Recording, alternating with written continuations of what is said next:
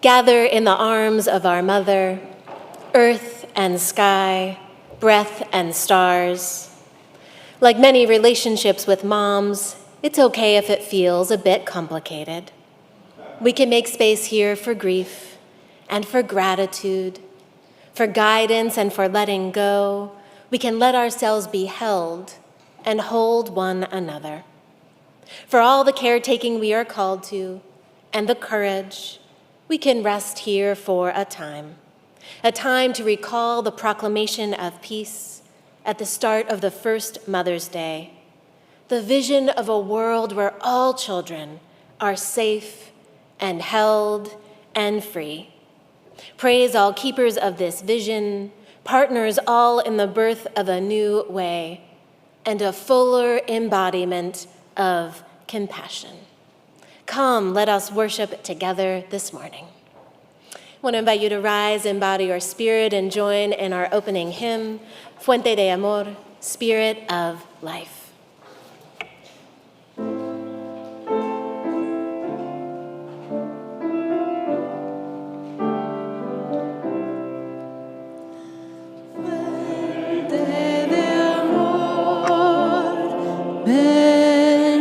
Hacia mí y al corazón, cántale tu compasión,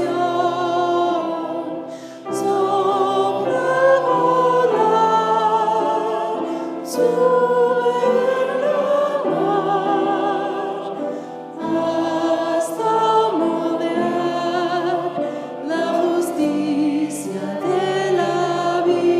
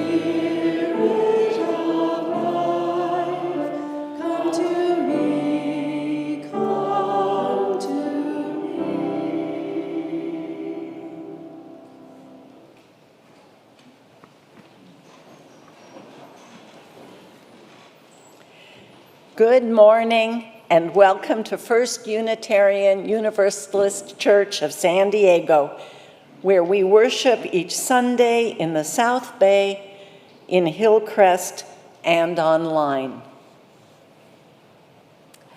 Buenos días y bienvenidos a la primera Iglesia Unitaria Universalista de San Diego, donde adoramos cada domingo en South Bay, en Hillcrest y en línea.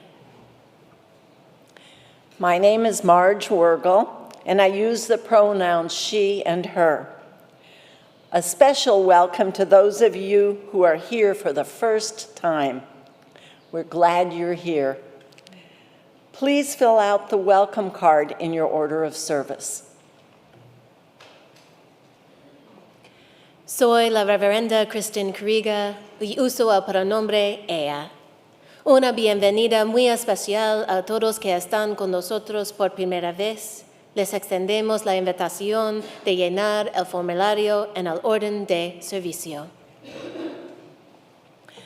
Our community is a vital, diverse, and multi-generational congregation without borders, with a mission to create community, nurture spiritual growth, and act on our values to help heal the world. Somos una congregación compuesta de personas de distintas identidades racializadas y culturas, personas de diversas orientaciones sexuales e identidades de género, personas de varias habilidades mentales y físicas. We are creators of community and compassion, and though we can fall short, we are committed to practicing an affirming welcome to all. Con espíritu de reverencia, reconocemos que nos juntamos esta mañana en la tierra de los Kumeyaay, quienes continúan viviendo en todo su territorio. Al emprender este viaje juntos, mantengamos en nuestros corazones y mentes el pueblo Kumeyaay. In a spirit of reverence, we acknowledge that we gather this morning on the land of the Kumeyaay, who continue to live throughout their territories. May the light of this candle shine for our commitment to the Kumeyaay people and to justice and equity for Indigenous people everywhere. And now we invite you to rise in body or in spirit and join us in singing our church hymn, followed by reciting the church aspiration.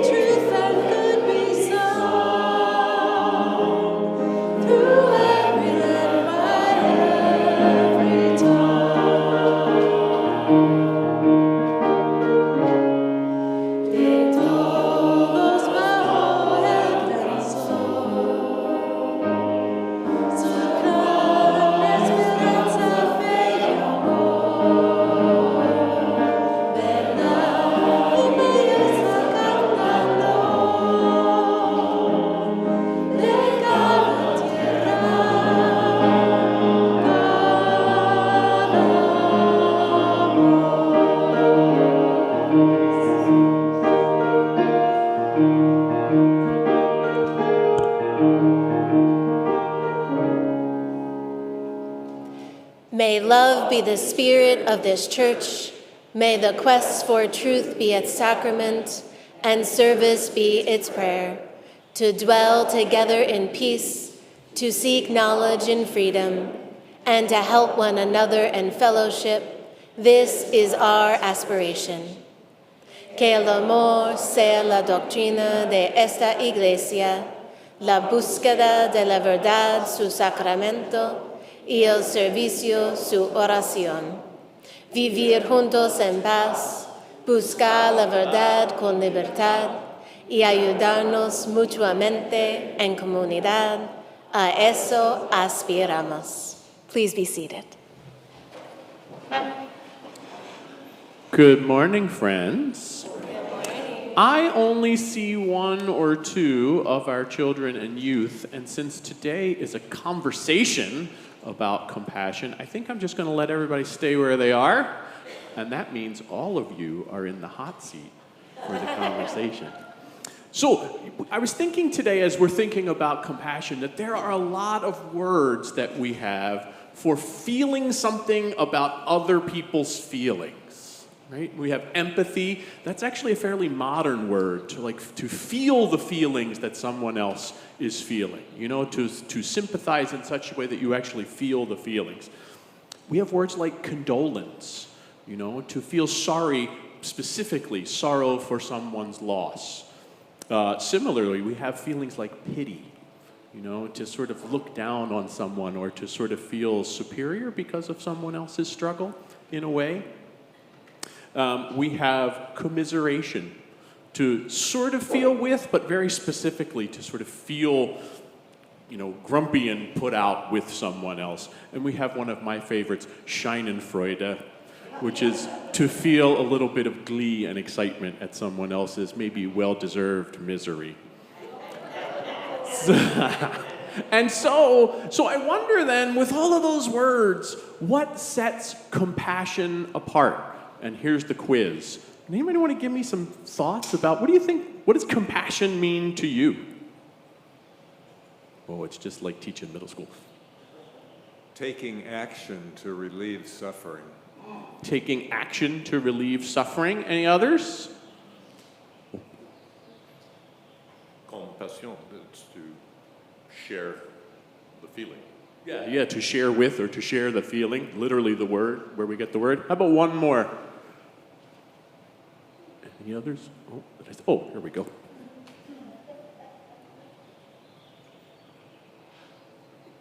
Kindness toward the other person's pain. Yeah, I think we've sort of hit all the sort of aspects of compassion. I think at least in what I looked at in the dictionaries, what sets compassion apart is there's that sense of feeling with, much like empathy and sympathy. I'm feeling with someone, but compassion holds this extra piece of feeling called to do something about the feelings that the other person is feeling. Not necessarily to fix them or make them feel differently, but to sort of respond with kindness or with, I'm struggling not to use the word compassion, but to respond with grace to someone else's struggle. And that does not always look maybe the way we think it looks. It doesn't always look like a hug or a nurture. It certainly can. But I don't know if you saw this online a while ago. There was some sort of East Coast, West Coast, beef going on about the difference between kind and nice. And the meme went that East Coasters are kind but not nice. West Coasters are nice but not kind. Meaning that we'll sort of commiserate with you, but we might not do anything about it. Whereas East Coasters maybe are grumpy in their response to your need, but they will respond. I don't think that's true 100%, but I think it gets at that difference between being kind, which is lovely, except it doesn't always accomplish anything, right? Like empathy is nice, it's necessary for compassion, but empathy by itself could just mean me being overwhelmed in the corner by your feelings, right? Compassion means I feel your feelings and I respond to them somehow. And so I'll wrap up with a thought that is attributed to Margaret Mead, but it's attributed to her verbally, so it's not written anywhere. But the story goes that Margaret Mead, the anthropologist, was thinking about what was asked, at least, what was the first sign of human civilization?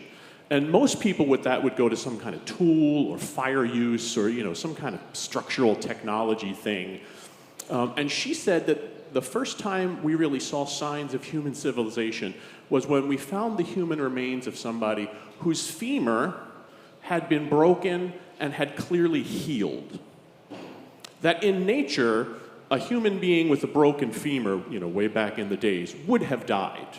You don't survive that if you're on your own out in the wild. And so the fact that this bone had healed was a sign that somebody had cared for this person, that somebody had recognized their pain and actually did something about it, that this human being survived this otherwise deadly injury. And that really was, for her, the first sign of what human civilization meant. And I think that's rooted in compassion. We have to see someone else's suffering and be called to do something about it. Even if we don't necessarily do it nicely, we do something about it. So, thank you all for participating in our Time for All Ages. And if you would join me in our affirmation, we'll say it first in English and then in Spanish. We are Unitarian Universalists, a people of open minds, loving hearts, and welcoming hands. Somos unitarios, universalistas, personas de mentes abiertas, corazones amorosos, y manos que dan la bienvenida. And now, I see more of them, all the children and youth who would like to join us on the patio, and we'll go to religious education.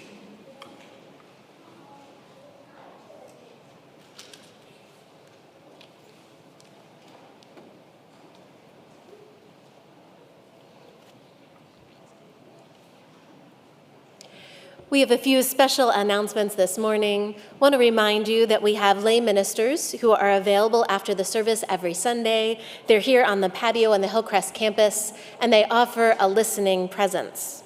This morning's lay ministers are Brandon Hall, Chris Smith, and I believe Karen Thurston is also with us. I want to invite up now Mitch Mitchell, if he's here, to offer an announcement from the NomCom. Did I see Mitch? Oh, there's Mitch. Wonderful.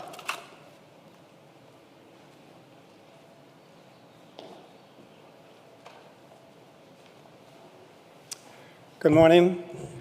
Hey, your nominating committee is pleased to let you know that a slate of 5 candidates are on the ballot for the Board of Trustees election on Sunday, June 9th. The candidates are for member at large, and if you're here, raise your hand. Jim Davis and Les Vivian, good, and Rhiannon Smith, and Rose Van Oss.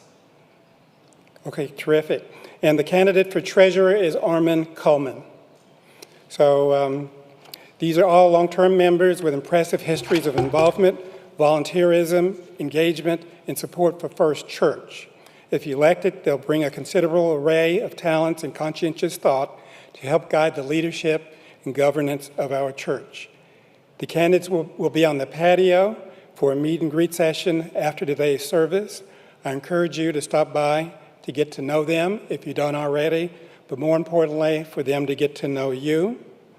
They'll be wearing these bright orange scarves,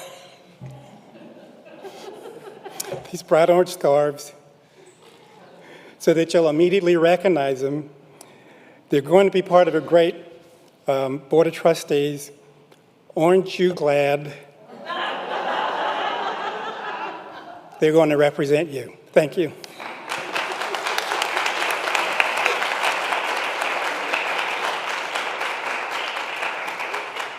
Thank you so much to Mitch and to the nominations committee who's done some really wonderful work. I want to now invite up Dave Hunt, who also has another announcement. Good morning. I like audience participation, so please repeat after me. Come see Dave in Bard Hall after the service. Come see Dave in Bard Hall after the service. Oh my gosh, that's so wonderful. All right, show of hands, who has not heard of Dining for Dollars? Come on, there's got to be one person, no? All right, so I want you to come see Dave in Bard Hall after the service. Great. Now, everyone else, that means you know about Dining for Dollars, but maybe you haven't made a bid yet. Maybe you want to check on your bid. Maybe you want to see if you've been outbid, or you want to know more about some of the events.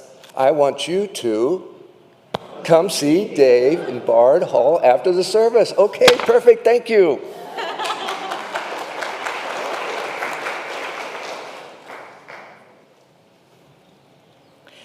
One way we live our values is by sharing our offering each week with a local organization working for justice.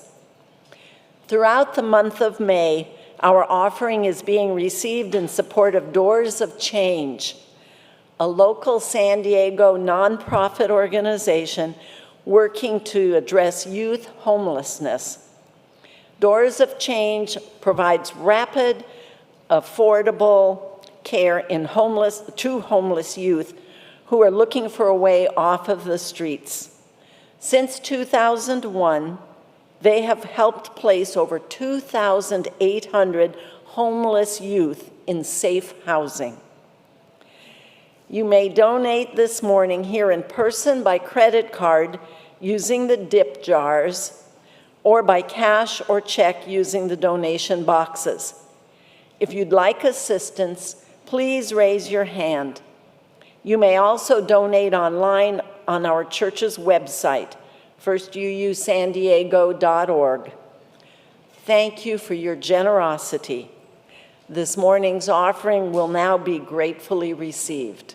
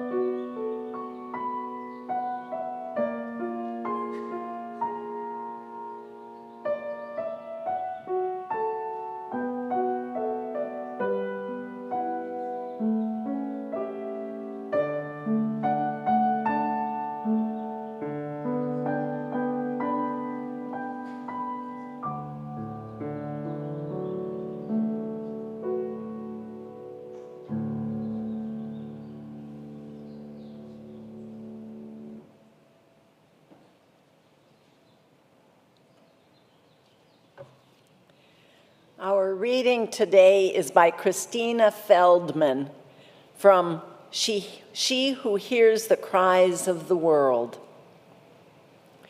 In the first century in northern India, probably in what is now part of Afghanistan, the Lotus Sutra was composed. One of the most powerful texts in the Buddhist tradition, it is a celebration of the liberated heart expressing itself in a powerful and boundless compassion, pervading all corners of the universe, relieving suffering wherever it finds it. When the Lotus Sutra was translated into Chinese, Kuan Yin, the one who hears the cries of the world, emerged as an embodiment of compassion that has occupied a central place in Buddhist teaching and practice ever since. Over the centuries, Kuan Yin has been portrayed in a variety of forms. At times, she is depicted as a feminine presence, face serene, arms outstretched, and eyes open. At times, she holds a willow branch, symbolizing her resilience, able to bend in the face of the most fierce storms without being broken. At other times, she is portrayed with 1,000 arms and hands, each with an open eye in its center, depicting her constant awareness of anguish and her all-embracing responsiveness. Sometimes she takes the form of a warrior armed with a multitude of weapons, embodying the fierce aspect of compassion committed to uprooting the causes of suffering.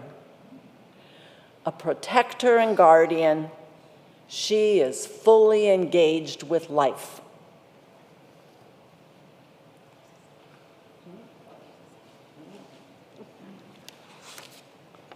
I didn't remember the second page.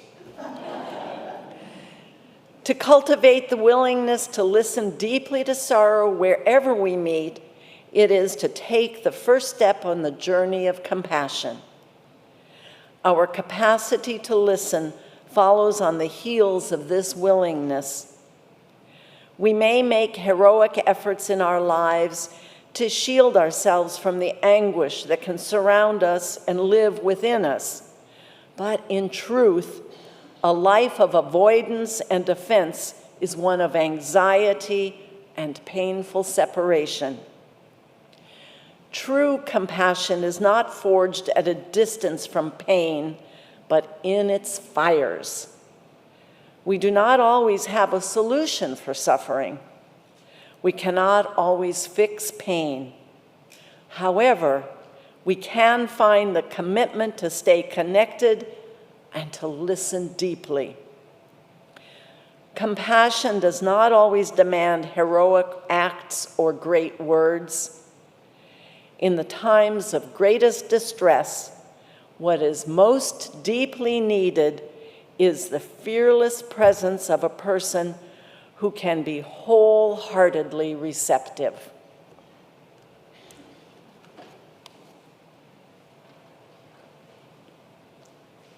We'll remain seated for our meditation hymn.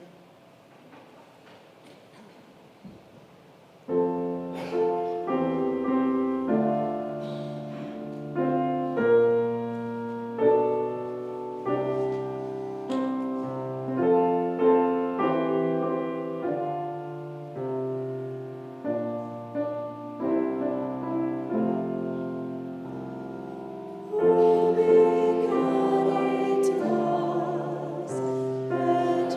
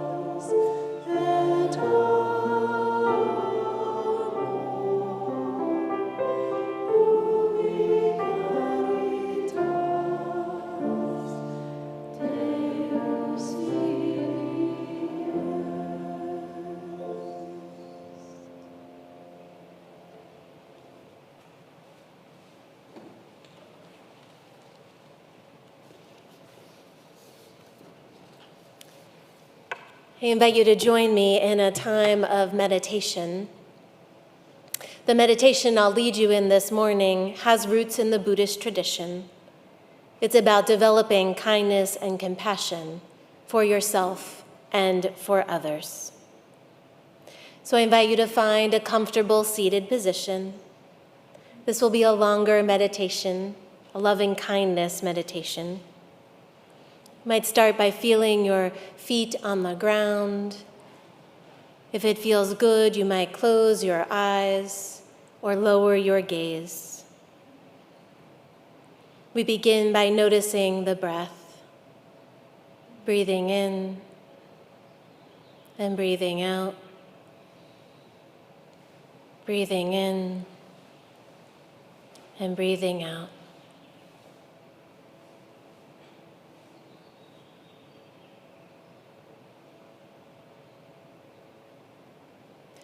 We start with loving kindness for ourselves. I invite you to silently repeat these phrases. In between each phrase, there'll be a little time of stillness and silence. May I be healthy.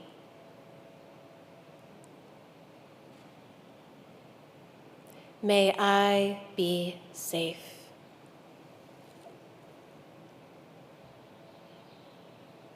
May I be joyful. May I be peaceful and at ease. May I be healthy. May I be safe.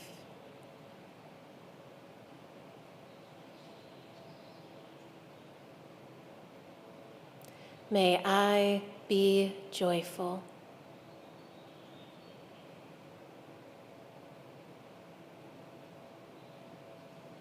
May I be peaceful and at ease.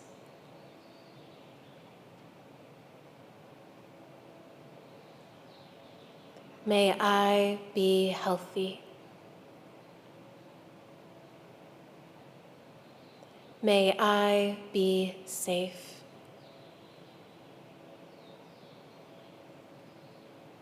May I be joyful. May I be peaceful and at ease.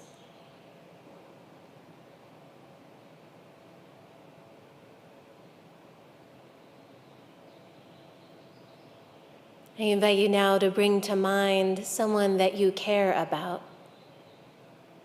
Maybe this is someone who's struggling and could use a little extra compassion and loving kindness. Imagine them in your mind's eye as you repeat these phrases for them. May you be healthy. May you be safe. May you be joyful. May you be peaceful and at ease. May you be healthy. May you be safe. May you be joyful. May you be peaceful and at ease. Imagine them showered with these blessings. May you be healthy. May you be safe. May you be joyful. May you be peaceful and at ease.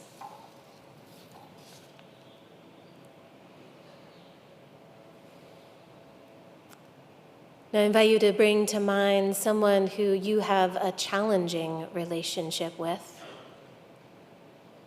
Could be someone you're in conflict with personally, someone you disagree with in the political world. Imagine them in your mind's eye and send these wishes of compassion. May you be healthy. May you be safe.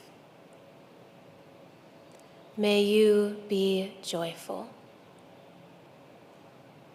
May you be peaceful and at ease. May you be healthy.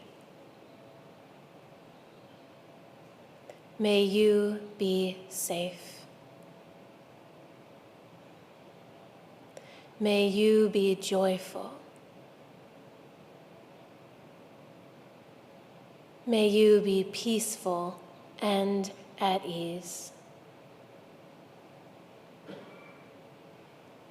May you be healthy. May you be safe. May you be joyful. May you be peaceful and at ease. And finally, we extend our compassion and our loving kindness to all beings, to anywhere where there is suffering in our communities, in our world. We send these wishes. May all beings be healthy. May all beings be safe. May all beings be joyful. May all beings be peaceful and at ease.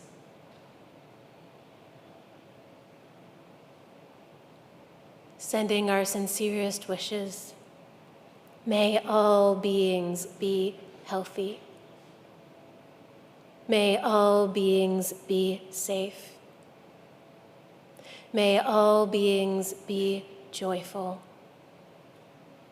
May all beings be peaceful and at ease.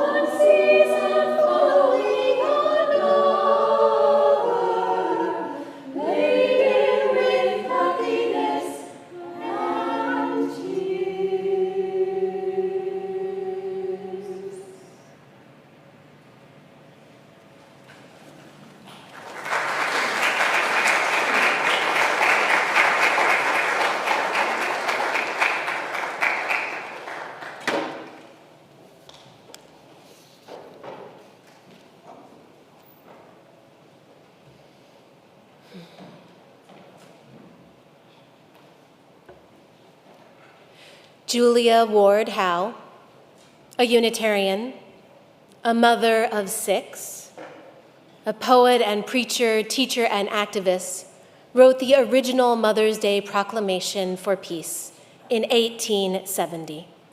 Hear her words. Arise then, women of this day. Arise, all women who have hearts, whether our baptism be of water or of our tears. Say firmly, we will not have great questions decided by irrelevant agencies. Our husbands will not come to us, reeking with carnage, for caresses and applause. Our sons will not be taken from us to unlearn all that we have been able to teach them of charity and mercy and patience. We, the women of one country, will be too tender to those of another country to allow our sons to be trained to injure others. From the bosom of the devastated earth, a voice goes up with our own, and it says, disarm, disarm. The sword of murder is not the balance of justice. Blood does not wipe out dishonor, nor violence indicate possession. As men have often forsaken the plow and the anvil at the summons of war, let women now leave all that be left at home for a great and earnest day of counsel. Let them first, as women, come together to bewail and to commemorate the dead. Let them solemnly take counsel with each other as to the means whereby the great human family can live in peace.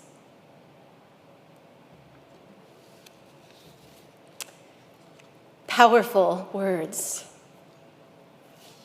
Julia Ward Howe witnessed the horrors of the Civil War. She nursed and tended the wounded. She worked with the widows and the orphans of soldiers on both sides. She knew in body, mind, and spirit what the devastation of war meant.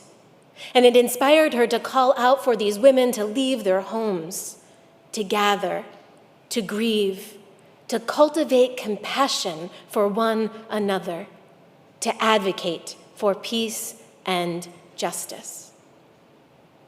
So on this Mother's Day, more than 150 years later, we gather.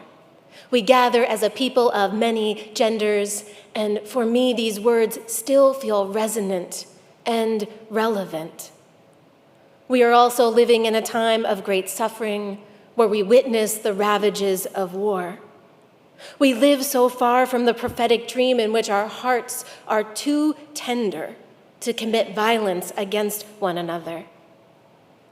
My heart breaks open at witnessing so much pain. Perhaps you have also been baptized by tears. And so I want to invite us to honor that original intention of Mother's Day. And this may feel a little vulnerable and a little bit risky, but I want to invite us to bewail and to commemorate. So if there is something that you are grieving this morning, some suffering that is breaking open your heart, I invite you to call it into this space. It could be something personal or collective. I invite us to allow this gathered community to hear our cries. What are you grieving? What is breaking your heart?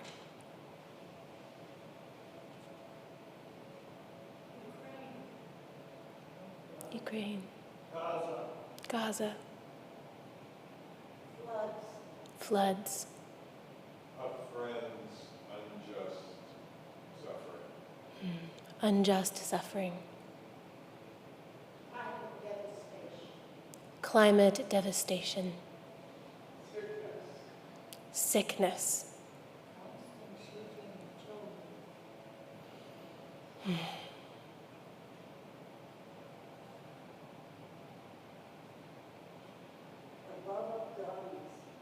the love of guns. For all that has been spoken and remains unspoken, I hear you, and I honor our broken, open hearts. Now, after the women came and they gathered and they sought counsel with one another, they came together and in my imagination, they shared their stories with one another, and they listened deeply, and they talked about what a lasting peace might be like, how they might be the agents to help bring it about for all nations.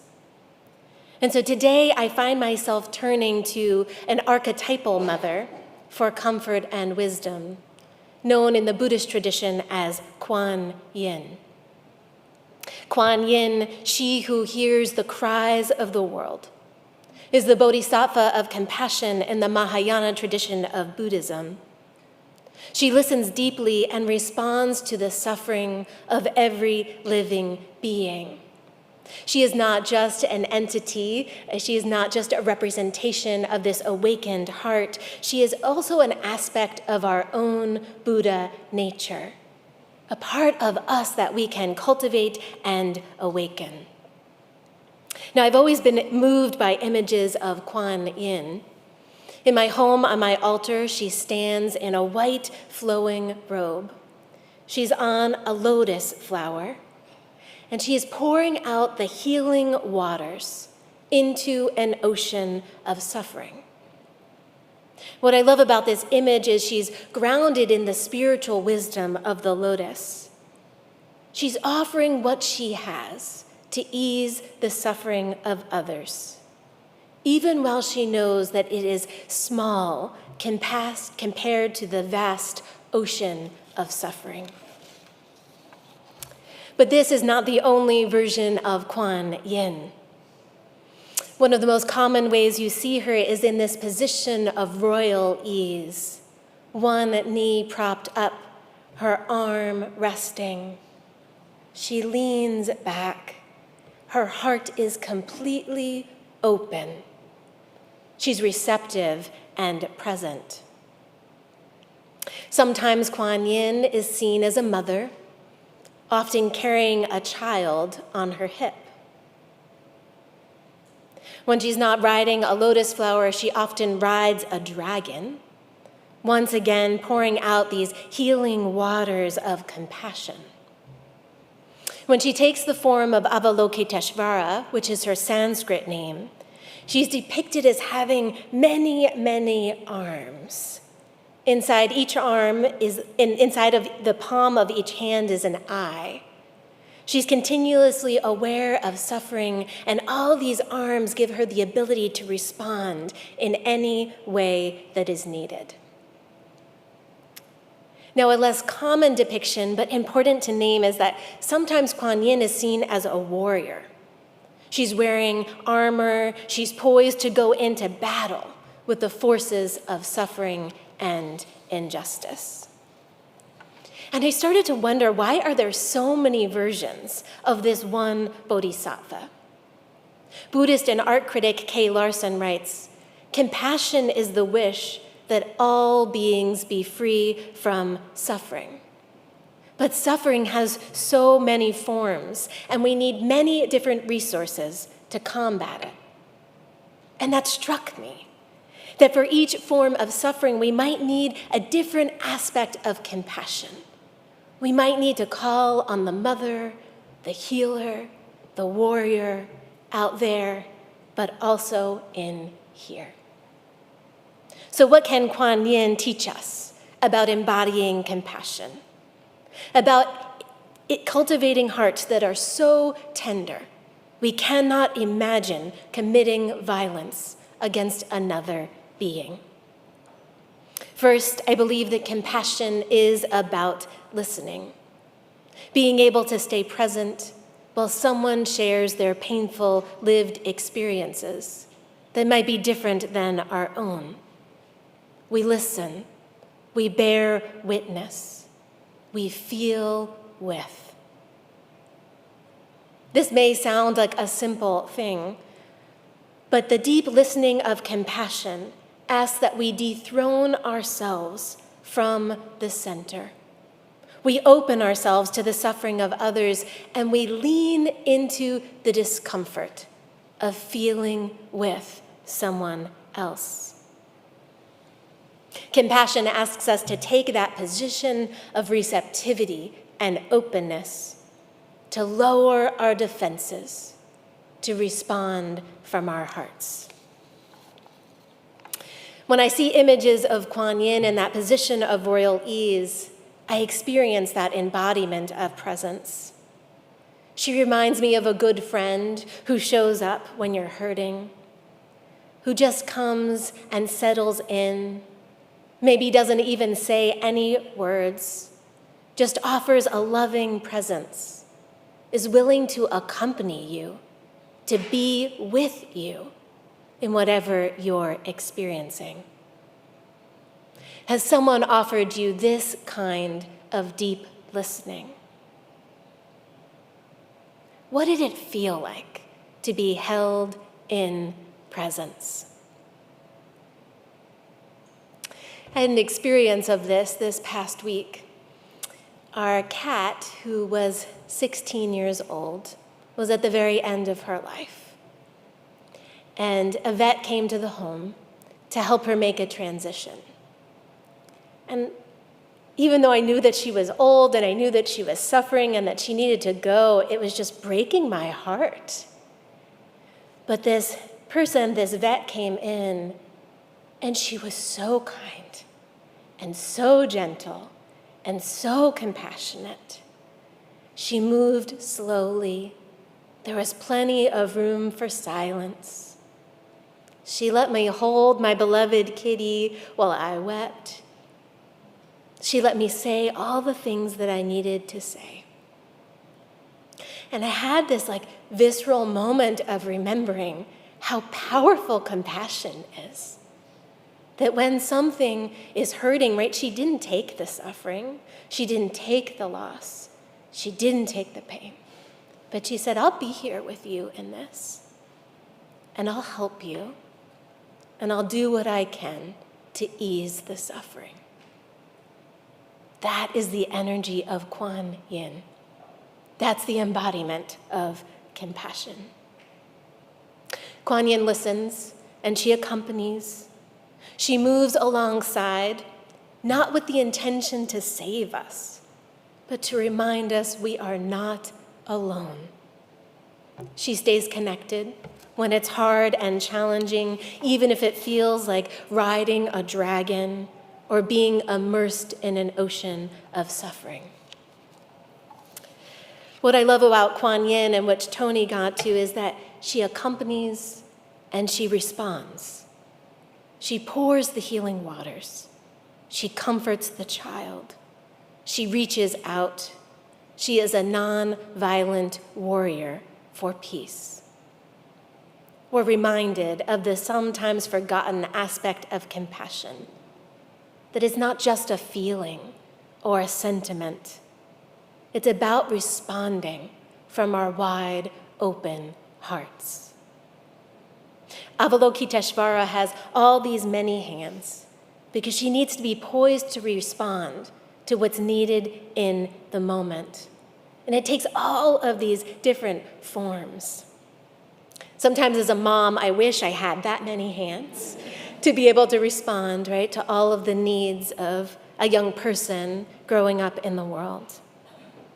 Sometimes compassion looks like kindness, especially towards ourselves in a moment when we're suffering. Compassion can be prayer or spiritual practice, sending these wishes of safety and health and joy and ease to ourselves and our loved ones and all beings. Compassion is when we accompany our children through the crises of their lives.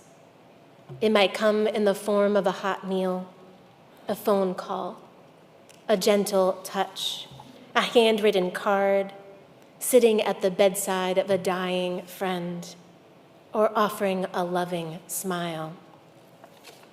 Kuan Yin is the nurturer, but she's also the warrior. She's a warrior for love and a warrior for justice. She is clear that compassion calls us to speak out against the causes of suffering, to challenge systems and structures of oppression, to get to the root of injustice, to dismantle what gets in the way of life, of liberation, and the thriving of all beings.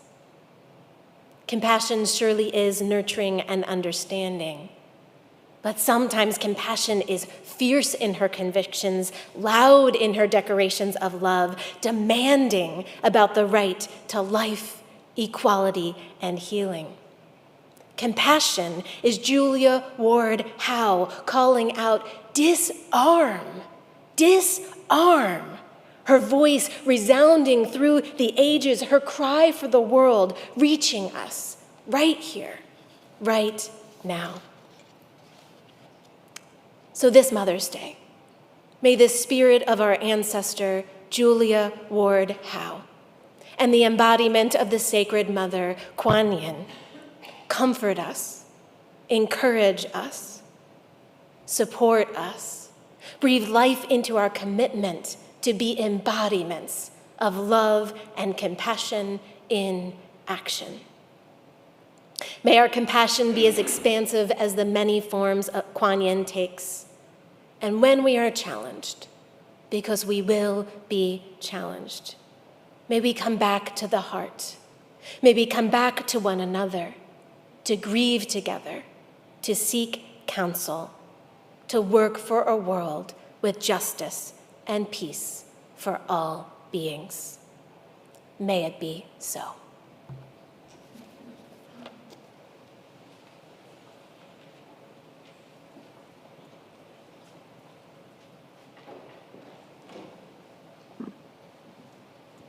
And now we invite you to rise in body or in spirit and join us in singing our closing hymn, We Laugh, We Cry.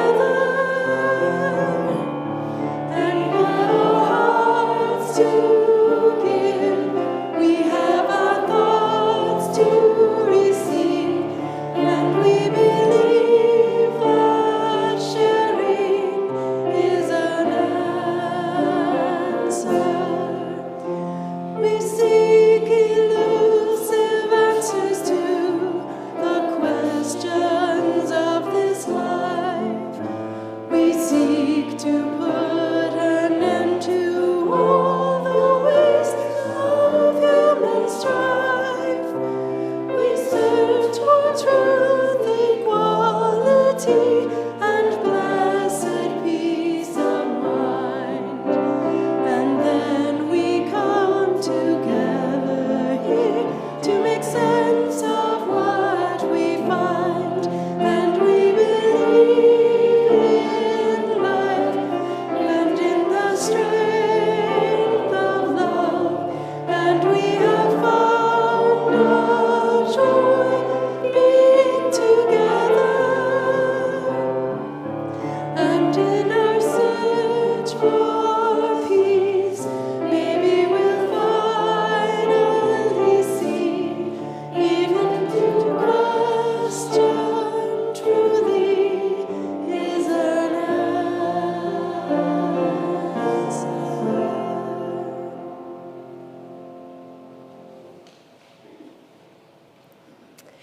May we go forth this day as a people who believe in life and the power of love.